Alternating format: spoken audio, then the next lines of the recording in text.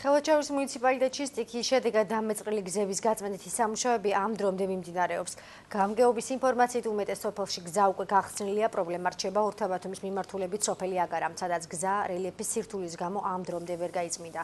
დღეს დამეწყრილი ტერიტორია სამთავრობო შტაბის ხელმძღვანელმა საავტომობილო გზების დეპარტამენტის თავმჯდომარესთან ერთად დაათვალიერა. ნუგზარ სურმანიძის განცხადებით, ზარალი ზუსტი ოდენობა ამ დრომდე დათვლილი არ არის, რაც შეეხება კომპენსაციას, სამთავრობო კომისია იმსჯელებს და თანხა ადგილობრივი ბიუჯეტიდან გაიცემა. საჭიროების შემთხვევაში რეგიონს ცენტრალური მთავრობაც დაეხმარება.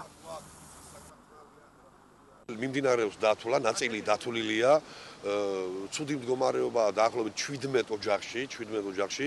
აქედან 5 ოჯახის უკვე დათვლილია, 12-ზე მიდის გეოლოგიური დასკვნის დაწერა, დღეს ხვალ ეს ანალიზიც გვექნება.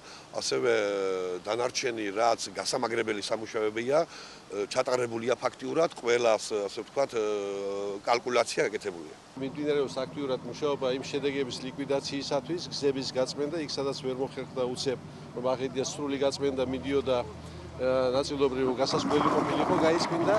ეხლა გზების 90% გაწმენდილია, მიმდინარეობს აღდგენა, რამდენიმე დღეში დამთავრდება. გვაქვს სერიოზული უბნები, სადაც ჩამოწოლილია დიდი მეწყერი და იმდენად გაჯერებულია წყლით, რომ მისთვის ხელისხლება გეოლოგიის დასკვნის ამ ეტაპზე არასასურველია. მოლოდინის რეჟიმშიო ცოტა გამოშვეს, რომ დავიწყოთ გაწმენდის სამუშაოები.